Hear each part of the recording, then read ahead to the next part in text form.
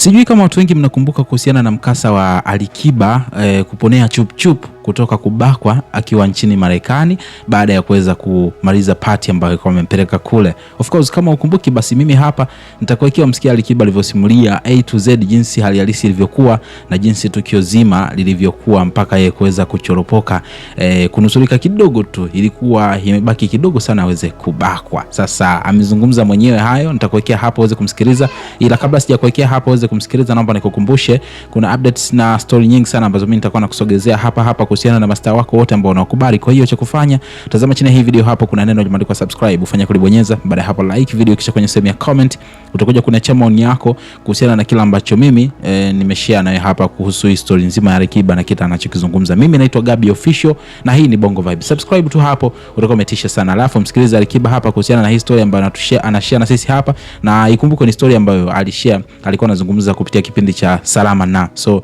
shout out kwa Salama kwa sababu yeye ndo alifanikisha mchongo mzima wa kutengeneza hii video ya interview dhidi ya Alikiba. Msikilize hapa alafu utaniachia comment yako. Nilinusulika kubakwa.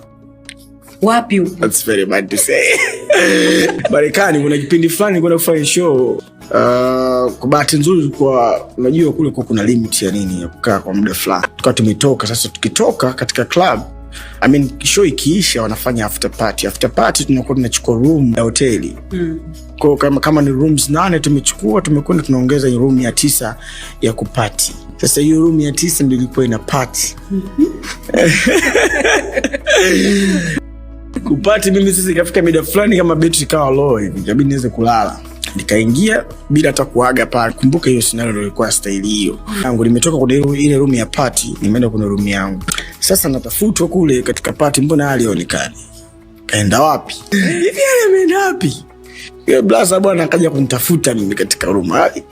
Tunakutafuta, ukumbuka uko umelala, ungesema basi kama unalala tukwache. Uko umetutisha, umetutia pressure sio na vitu gani? Sasa akatoka akasahau kufunga mlango. Wale mademo wakaulizia aliko katika room gani, wakatajiwa room yangu, wakaja mademo wao watatu. Lakini lengo lao lilikuwa sijui ni nini, lakini waliniambia wataka kuja kupiga picha. Alifungua mlango kuja kupiga picha. Basi mimi nimeshapiga picha na watu huko juu. Sababu room yangu ilikuwa floor chini hivi. Nikafungua mlango nikanapiga nao picha. Mara picha wakaendelea kukaa hapo ndani. Kumbe plani yao ilikuwa ni hiyo mzee. Kikweli lakini nilichoropoka. Sijabakwa. Nilitoka nje ya mlango.